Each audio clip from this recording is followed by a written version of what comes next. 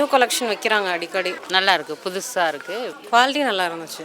மொத்தத்தில் இன்னும் ரேட்டு நிறைவாக இருக்கும். Velavan stores, Usman road, T Nagar, Chennai மற்றும் தூத்துக்குடி.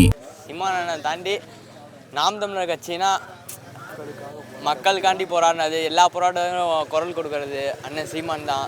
அதனால நாம் தமிழர் கட்சியில் இணைஞ்சிருக்கேன். இப்போ வந்து என் வயசு 17. இன்னும் ஒரு வருஷத்துல ஓட்டு சீமான் அண்ணனுக்கு தான். என்ன காரணம்? அதான் சொல்கிறேன், ஆட்சி அதிகாரத்துக்கு வர்றதுக்கு முன்னாடியே மக்களுக்காண்டி போராடுறாரு. ஒரு ஆட்சி அதிகாரம் கைப்பற்றிட்டா மக்களுக்காண்டி எவ்வளோ போராடுவார், அதை நம்ம சிந்திக்கணும்ல.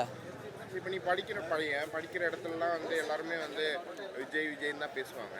நீங்கள் ஆனால் நான் சீமான்னு பேசும்போது என்ன சொல்கிறாங்க?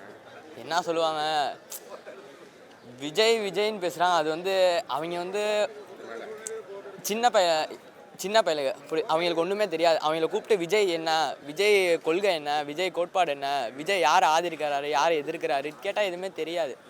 இப்போ அதே என்னை கூப்பிட்டு கேட்டால் சீமான் எல்லாத்தையும் எதிர்க்கிறாரு, தனிச்சே நின்று 234 தொகுதியும் வேட்பாளர் நிப்பாட்டுறாரு, அதுக்காண்டி எல்லா இதுக்கும் பேசுகிறாரு.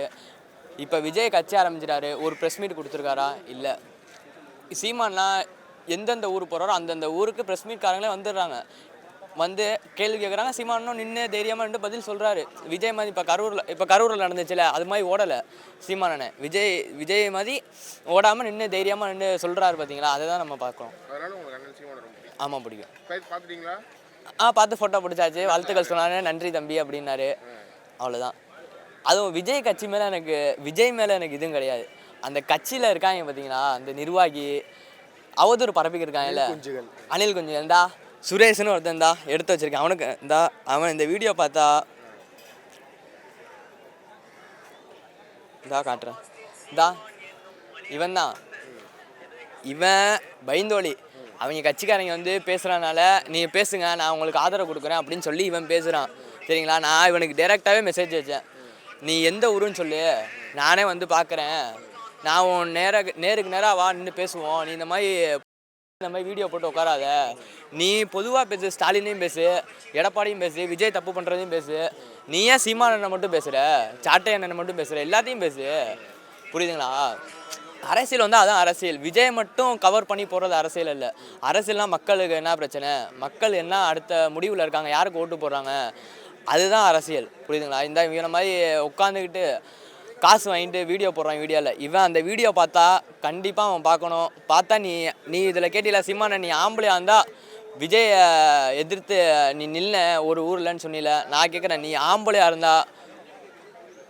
இருந்தா உன் ஊர் மட்டும் எதுன்னு சொல்லு. நான் உனக்கு மெசேஜ்லேயும் அதான் போட்டிருந்தேன். நீ என்ன சொன்ன, நான் ஊரெலாம் சொல்ல மாட்டேன், நீ ஏன் ஊரெலாம் கேட்குறேன்னு சொன்னேன். நீ ஆம்பளையாக இருந்தால் உன் ஊரை மட்டும் சொல்லு, அது போதும்.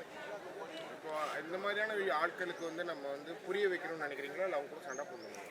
இவங்களுக்கு புரிய வைக்க முடியாதுண்ணே. ஒரு சண்டை போடுறதுனால என்ன மாறிட போகுது, நம்ம வந்து சீமானோட அரசியல் புரிய வைக்கணும் இல்லையா? அதான். ஆமாண்ணே, இவங்களுக்கு என்ன தான் பண்ணாலும் புரியவே முடியாது. அந்த விஜய்னு ஒரு அரசியல் அண்ணன் சொல்வார்ல, திரை கவர்ச்சி, அது மாதிரி திரை கவர்ச்சியில் இருக்கிறாங்க. இவங்களை எதுவும் புரிய வைக்க முடியாது. நீ சீமானை பற்றி தப்பாக போட்டால் அடுத்தன்னா அடி தான் விழுவும், புரியுதுங்களா? இவங்களை அடி தான் கரெக்டு. இந்த மாதிரி போய் பேசுகிறதெல்லாம் வேலைக்கு ஆகாது, அடி தான்.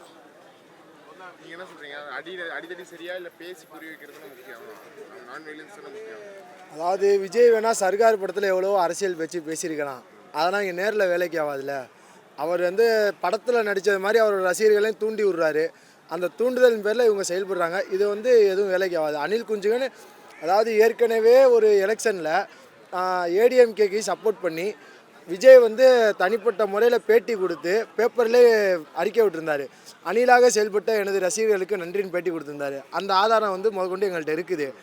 அந்த இதை பார்த்தீங்கன்னா அப்போ அவங்க வந்து அணில் குஞ்சுங்க தானே. அப்போ அணில் குஞ்சுங்க மாதிரி அணில் கூட்டம் எப்படி ஒரு நாள் இப்போ மொத்தமாக வரும், ஒரு இடத்துல குமியும், கிடைக்கிறத தின்ட்டு திரும்ப ஓடிடும். அது மாதிரி ரசிகர்கள் கூட்டம் எப்படின்னா வந்தாங்கன்னா இவங்க ஒயின் ஷாப்பை தேடி போவானுங்க. ஒயின் ஷாப்பில் நின்று குடிச்சிட்டு பெண்களுக்கு பாதுகாப்பு எதுவுமே இல்லாமல் செருப்பு கண்ட இடத்துல போட்டு, இப்போ எவ்வளவோ மாநாடு நீங்கள் பார்த்துருப்பீங்க விஜய் பயணம் போனப்போ. அந்த இடத்துல பார்த்தீங்கன்னா குப்பை மாதிரி செருப்பு கிடந்திருக்கும், செருப்பு மலை மாதிரி குமிஞ்சு கிடக்கும். எவ்வளவோ வித்தியாசம் இருக்குது. இப்போ நம்ம நாம் தமிழர் கட்சி ஒரு மாநாடு நடத்தின பார்த்தீங்கன்னா அங்கே நடக்கிற நாற்காலி முதற்கொண்டு எடுத்து அடுக்கி வச்சுட்டு குப்பை எல்லாத்தையும் பொறுக்கிட்டு அவங்க போலீஸ் பாதுகாப்பு கூட நமக்கு வேணான்னு சொல்லி அவங்க உங்களுக்கு போலீஸ் பாதுகாப்பே தேவைன்னு சொல்லி அவங்களே எழுதி கொடுத்துருவாங்க எவ்வளோ தடவை. அந்த மாதிரி நம்ம நடத்தியிருக்கோம். ஆனால் அவங்களுக்கு போலீஸ் பாதுகாப்பு கொடுத்தும் கூட இந்த செவுரை உடைக்கிறது, கரண்ட் கம்பியை பிடிச்சி இழுத்து விடுறது, அவனுங்களே கரண்ட்டை இழுத்து கட் பண்ணி விட்டு கரண்ட் இல்லைன்னு சொல்கிறது. அதான் சொல்கிறேன்ல, ஒரு தூண்டுதலின் பேரில் நடந்துகிட்டு இருக்குது, அவருடைய தூண்டுதலின் பேரில்.